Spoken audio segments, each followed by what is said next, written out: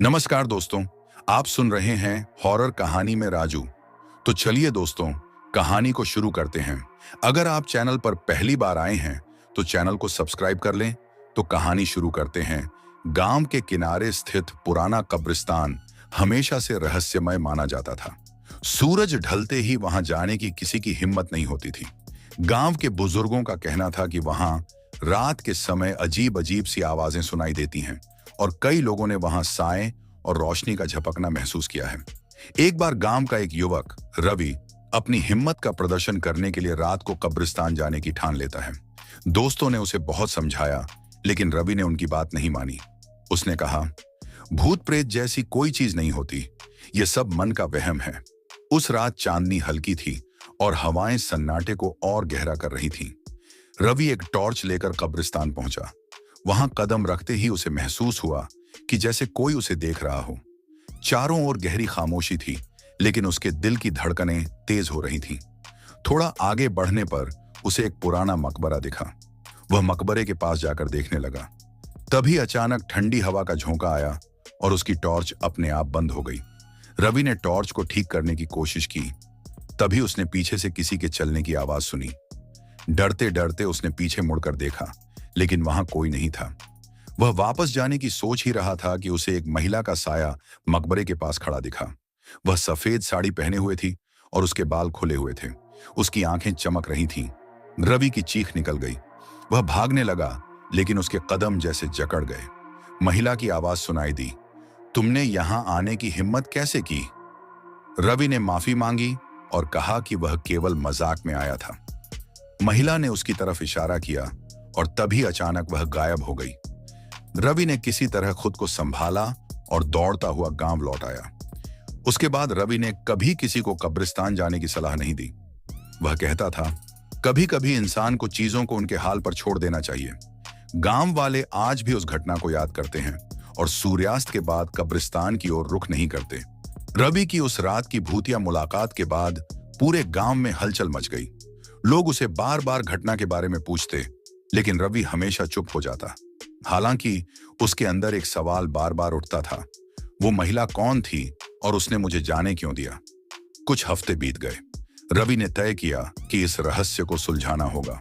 वह जानता था कि यह खतरनाक हो सकता है, लेकिन अब डर के बजाय उसमें जिज्ञासा जाग चुकी थी। उसने गांव के एक बुजुर्ग रामलाल से सलाह ली। रामलाल ने बताया, वो मकबरा एक महिला की कब्र का है जिसका नाम रुखसाना था। कहते हैं उसकी शादी के दिन उसे धोखा मिला और उसने खुद को खत्म कर लिया। उसकी आत्मा अब भी इंसाफ चाहती है। रामलाल ने रवि को चेतावनी दी, बेटा वहां मत जाना, वो आत्मा शांत नहीं है। अगर उसने तुझे पहले छोड़ दिया तो दोबारा ऐसा नहीं होगा। लेकिन रवि ने ठान लिया था कि वह इस गुत्थी को सुलझाएगा। रवि ने अपने दो दोस्तों अमित और विक्रम को साथ चलने के लिए मना लिया। वे तीनों अपने साथ एक दीपक, कुछ फूल और रामलाल से ली गई हनुमान चालीसा लेकर गए। आधी रात को वे कब्रिस्तान पहुंचे। इस बार सब कुछ पहले से भी ज्यादा डरावना लग रहा था। ठंडी हवाएं चल रही थीं और हर कदम पर ऐसा लग रहा था कि कोई उन्हें देख रहा है। मकबरे के पास पहुंचते ही उन्हें वही महिला दिखी। महिला ने उनकी तरफ देखा और गुस्से से चिल्लाई, क्यों आए हो फिर से? क्या मेरे दर्द का मजाक बनाने आए हो? रवि ने साहस जुटाकर कहा, हम तुम्हारी मदद करना चाहते हैं, बताओ तुम्हें क्या चाहिए? महिला चुप हो गई। उसकी आंखों से आंसू बहने लगे। उसने कहा, मुझे इंसाफ चाहिए। जिसने मेरी जिंदगी बर्बाद की वो आज भी चैन से जी रहा है। अगर मेरी आत्मा को शांति चाहिए तो उस इंसान को उसकी सजा दिलवानी होगी। महिला ने बताया कि उसके साथ धोखा करने वाला उसका मंगेतर था, जो आज एक दूसरे गांव में जमींदार बनकर रह रहा है। उसका नाम इकबाल था। उसने शादी के दिन रुखसाना की सारी दौलत हड़पने के लिए उसे बदनाम कर दिया था। रवि और उसके दोस्तों ने महिला से वादा किया कि वे इकबाल को सजा दिलवाएंगे। जैसे ही उन्होंने यह वादा किया, महिला का साया धीरे धीरे गायब हो गया और मकबरे के चारों ओर एक अजीब सी शांति छा गई। रवि और उसके दोस्त अब उस जमींदार इकबाल तक पहुंचने की योजना बना रहे थे, लेकिन उन्हें नहीं पता था कि यह सफर उनके लिए कितना खतरनाक होने वाला है। क्या वे रुखसाना की आत्मा को इंसाफ दिला पाएंगे या वे खुद इस रहस्य का हिस्सा बन जाएंगे? रुखसाना की आत्मा से वादा करने के बाद रवि, अमित और विक्रम ने तय किया कि अब सच सामने लाना ही उनका मकसद होगा। लेकिन उन्हें समझ नहीं आ रहा था कि जमींदार इकबाल तक कैसे पहुंचा जाए। रामलाल ने उन्हें बताया कि जमींदार इकबाल का गांव करीब 20 किलोमीटर दूर है। वह वहां का सबसे प्रभावशाली आदमी है, जिसके खिलाफ बोलने की हिम्मत किसी में नहीं है। रामलाल ने उन्हें चेताया, वो बहुत खतरनाक आदमी है, अगर उसने तुम्हें पकड़ लिया तो वो तुम्हें जिंदा नहीं छोड़ेगा। रवि ने कहा, अगर हमने रुखसाना को वादा किया है तो हम किसी भी कीमत पर उसे पूरा करेंगे। अमित और विक्रम थोड़े डर गए थे, लेकिन उन्होंने रवि का साथ नहीं छोड़ा। अगली रात तीनों ने इकबाल के गांव की ओर रुख किया। गांव में पहुंचते ही उन्हें महसूस हुआ कि यहां इकबाल का आतंक है। कोई भी उसका नाम लेने से डरता था। वे इकबाल की हवेली के पास पहुंचे, जो एक विशाल और भव्य इमारत थी। वहां पर पहरेदार तैनात थे। रवि ने एक योजना बनाई। तीनों ने एक साधारण मजदूर का वेश धारण कर लिया और हवेली के अंदर घुसने का मौका ढूंढने लगे। रात के अंधेरे में वे पिछले दरवाजे से अंदर घुसने में कामयाब हो गए। हवेली के अंदर एक कमरा था जो पूरी तरह बंद था। उस कमरे से अजीब आवाजें आ रही थीं। जब उन्होंने झांक कर देखा तो इकबाल अंदर अकेला बैठा हुआ था और शराब पीते हुए बड़बड़ा रहा था। मैंने जो किया वो मेरी मजबूरी थी। मुझे किसी का डर नहीं है। वो रुखसाना की आत्मा मेरा कुछ नहीं बिगाड़ सकती। रवि ने यह सुनकर तय किया कि अब इकबाल की सच्चाई उजागर करनी होगी। उन्होंने कमरे में जाकर इकबाल का सामना किया। इकबाल चौंक गया और चिल्लाया, तुम कौन हो? यहां आने की हिम्मत कैसे की? रवि ने कहा, हम रुखसाना की आत्मा के संदेशवाहक हैं। तुम्हारे गुनाहों का पर्दाफाश करने आए हैं। इकबाल यह सुनकर डर गया। उसने गुस्से से कहा, तुम लोग मुझे नहीं रोक सकते। मैं किसी से डरता नहीं। इकबाल के गुस्से के बीच अचानक हवेली में तेज हवा चलने लगी। कमरे की सारी लाइटें झपकने लगीं। तभी रुखसाना की आत्मा वहां प्रकट हुई। उसकी आंखों में गुस्सा और दर्द था। उसने इकबाल की तरफ देखा और कहा, तुम्हारे पापों का अंत आ गया है। तुमने मेरी जिंदगी बर्बाद की, लेकिन अब मैं तुम्हें चैन से जीने नहीं दूंगी। इकबाल डर के मारे कांपने लगा। उसने माफी मांगनी शुरू की, लेकिन रुखसाना की आत्मा ने कहा, अब बहुत देर हो चुकी है। तुम्हारे पापों की सजा तुम्हें यहीं मिलेगी। इकबाल का क्या होगा? क्या रुखसाना की आत्मा को शांति मिलेगी? रवि और उसके दोस्तों को इस घटना के बाद क्या अंजाम भुगतना पड़ेगा? रुखसाना की आत्मा का प्रकट होना जैसे इकबाल की किस्मत का आखिरी अध्याय था। हवेली में तेज हवाएं चल रही थीं और चारों ओर भूतिया सन्नाटा छा गया था। रवि, अमित और विक्रम ने पहली बार किसी आत्मा को इतनी शक्ति के साथ देखा। इकबाल डर से जमीन पर गिर पड़ा और गिड़गिड़ाने लगा, मुझे माफ कर दो, मुझसे गलती हो गई। रुखसाना की आत्मा ने इकबाल की ओर इशारा करते हुए कहा, तुमने मेरे भरोसे और मेरे प्यार का गला घोंटा। मेरी दौलत के लालच में मुझे बर्बाद किया। तुम्हारे अपराधों का प्रायश्चित यही होगा। इकबाल कांपते हुए बोला, मैं अपनी गलती मानता हूं। मैं सबके सामने सच बोलूंगा। बस मुझे बख्श दो। रुखसाना की आत्मा ने कहा, तुम्हें सच बोलकर अपने पापों का प्रायश्चित करना होगा, तभी मुझे शांति मिलेगी, वरना मेरी आत्मा तुम्हारा पीछा कभी नहीं छोड़ेगी। रवि ने इकबाल को धमकाया कि अगर उसने सच नहीं बोला तो वह खुद उसके गुनाहों का पर्दाफाश करेगा। डर के मारे इकबाल ने अपने गांव के लोगों को बुलाया और सभी के सामने कबूल किया कि उसने रुखसाना की दौलत हड़पने के लिए झूठे आरोप लगाए थे। उसने बताया कि रुखसाना निर्दोष थी और उसने लालच में उसकी जान ली। गांव वालों ने यह सच सुनकर इकबाल को घेर लिया और उसे सजा दिलाने की ठान ली। उसी समय रुखसाना की आत्मा ने एक आखिरी बार प्रकट होकर रवि और उसके दोस्तों से कहा, तुम्हारे साहस ने मुझे इंसाफ दिलाया। अब मेरी आत्मा को शांति मिलेगी। धन्यवाद। उसके बाद रुखसाना की आत्मा धीरे धीरे रोशनी में बदल गई और वहां से गायब हो गई। इकबाल को उसके अपराधों के लिए जेल भेज दिया गया। गांव वालों ने रुखसाना की कब्र पर जाकर उसे श्रद्धांजलि दी। रवि, अमित और विक्रम ने महसूस किया कि उन्होंने एक बड़ा काम किया है, लेकिन इस अनुभव ने उन्हें एक चीज सिखाई, सच्चाई और इंसाफ के लिए लड़ाई आसान नहीं होती, लेकिन अंत में सच्चाई की ही जीत होती है। अब वह कब्रिस्तान शांत था। वहां से भूतिया आवाजें आना बंद हो चुकी थीं। रवि और उसके दोस्तों ने वहां दोबारा जाने की हिम्मत नहीं की, लेकिन गांव वालों के लिए वह एक मिसाल बन गए। इकबाल की सजा और रुखसाना की आत्मा को शांति मिलने के बाद गांव में सब कुछ सामान्य होने लगा था। लेकिन रवि, अमित और विक्रम का जीवन पहले जैसा नहीं रहा। उन्होंने जो देखा और अनुभव किया था वह उनके दिलो दिमाग में हमेशा के लिए बैठ चुका था। अब उनका डर खत्म हो चुका था, लेकिन एक नई चिंता ने उन्हें घेर लिया था। कुछ महीनों के बाद रवि और उसके दोस्त एक दिन कब्रिस्तान के पास से गुजर रहे थे।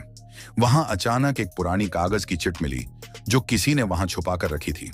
चिट को खोलने पर उसमें लिखा था, रुखसाना की आत्मा को शांति मिली, लेकिन एक और रहस्य तुम्हें सामने लाना होगा। क्या तुम तैयार हो? यह संदेश रवि और उसके दोस्तों को चौंका गया। रुखसाना की आत्मा को शांति मिलने के बाद यह कौन था जिसने उन्हें यह संदेश भेजा? क्या यह एक नया खतरनाक रहस्य था? रवि ने तुरंत रामलाल से इस संदेश के बारे में पूछा। रामलाल ने कहा, यह संकेत है कि कुछ और है जो अभी तक सामने नहीं आया। कभी कभी कुछ आत्माएं अपने अधूरे कामों को खत्म करने के लिए वापस आती हैं। रवि और उसके दोस्त फिर से उसी पुराने कब्रिस्तान की ओर लौटने का फैसला करते हैं जहां रुखसाना की आत्मा ने शांति पाई थी। लेकिन इस बार वे ज्यादा सतर्क और तैयार थे, क्योंकि अब उन्हें यह समझ में आ चुका था कि इस कब्रिस्तान में कुछ और भी रहस्य छुपे हो सकते हैं। जब वे कब्रिस्तान पहुंचे तो वहां कुछ अलग था। इस बार हवा में एक अजीब सी खामोशी थी और कब्रों के बीच एक हल्की सी धुंध छाई हुई थी। रवि ने महसूस किया कि जैसे कोई उन्हें घूर रहा हो। वे धीरे धीरे उस स्थान की ओर बढ़े जहां रुखसाना की कब्र थी, लेकिन वहां कुछ और था। कब्र के पास एक नई कटी फटी कब्र थी जिस पर किसी का नाम नहीं लिखा था। वह कब्र नई लग रही थी, जैसे अभी अभी बनाई गई हो। रवि ने ध्यान से देखा और महसूस किया कि उस कब्र के ऊपर एक कागज रखा था। उसने वह कागज उठाया और उसे खोलते ही उसमें लिखा था, तुमने एक रहस्य सुलझाया, लेकिन अब तुम्हारे लिए एक और रहस्य है जो सुलझाना होगा। रवि और उसके दोस्तों के सामने अब एक नई चुनौती थी। इस बार मामला और भी गंभीर लगता था। क्या यह भी कोई आत्मा थी जो शांति की तलाश में थी, या फिर कुछ और? क्या यह रुखसाना की किसी और कहानी से जुड़ा था? वह कब्र और उसका रहस्य रवि के दिमाग में गहरे तक समा गया था। एक बार फिर तीनों ने खुद को तैयार किया, क्योंकि उन्हें अब यह समझ में आ गया था कि इस रहस्य को सुलझाने के लिए उन्हें अपनी सारी हिम्मत जुटानी होगी। अगले दिन रवि और उसके दोस्तों ने तय किया कि वे और अधिक जांच करेंगे और उस कटी फटी कब्र के बारे में पता करेंगे। लेकिन अब उन्हें एहसास हो चुका था कि यह मामला सिर्फ एक भूतिया कहानी नहीं है, बल्कि इससे कहीं गहरी और खतरनाक चीज जुड़ी हो सकती है। क्या रवि और उसके दोस्त इस रहस्य का पर्दाफाश कर पाएंगे, या फिर वे भी इस रहस्य के भंवर में फंस जाएंगे? रवि, अमित और विक्रम के लिए कब्रिस्तान का भूतिया अनुभव अब तक के सबसे बड़े रहस्यों में से एक था।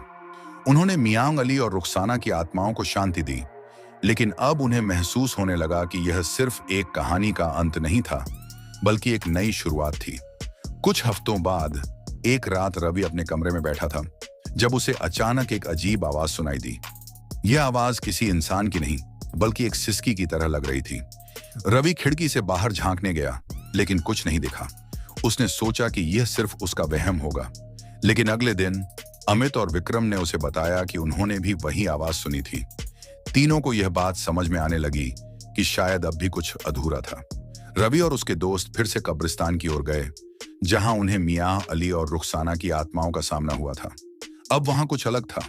कब्रिस्तान में रात के समय एक घना कोहरा फैलने लगा था और उन्हें महसूस हो रहा था कि कोई उनके आसपास है, लेकिन वह दिखता नहीं था।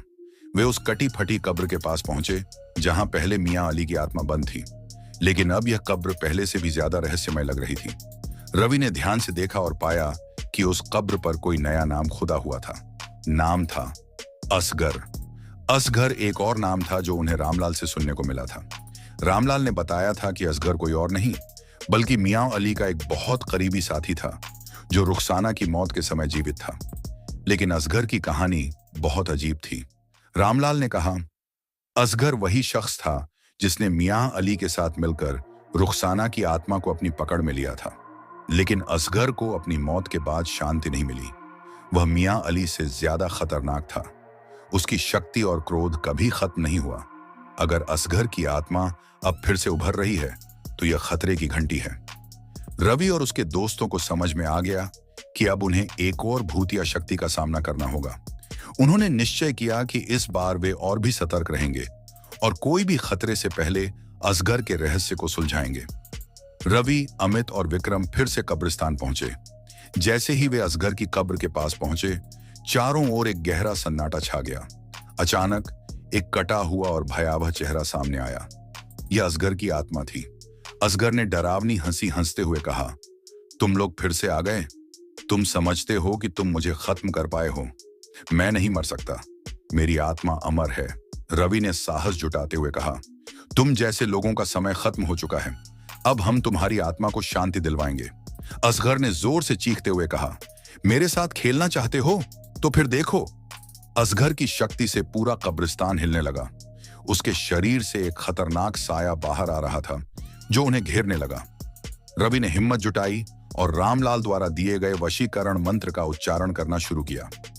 जैसे ही रवि ने मंत्र का उच्चारण किया, असगर की आत्मा जोर जोर से चीखने लगी। वह फिर से अंधेरे में विलीन होने लगा। लेकिन रवि और उसके दोस्तों ने कभी हार नहीं मानी। उन्होंने पूरी शक्ति के साथ मंत्र का पाठ किया और असगर की आत्मा की पकड़ ढीली होने लगी।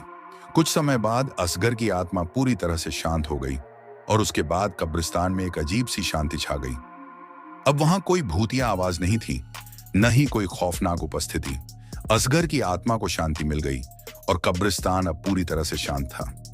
रवि, अमित और विक्रम ने महसूस किया कि उन्होंने जो किया वह एक बहुत बड़ी जिम्मेदारी थी और उन्होंने सही काम किया। लेकिन अब भी एक सवाल उनके मन में था, क्या इस तरह के रहस्यों का कभी अंत हो सकता है? रवि और उसके दोस्तों ने यह समझा कि चाहे वे कितने भी बड़े रहस्य सुलझाएं, इस दुनिया में हमेशा कुछ ऐसा होता है जिसे समझने के लिए बहुत कुछ करना पड़ता है। कहानी का यह भाग यहीं समाप्त होता है, लेकिन क्या इन रहस्यों का सच में अंत हो सकता है? शायद यह सिर्फ शुरुआत थी। आते हैं अगले एपिसोड में। तब तक के लिए धन्यवाद।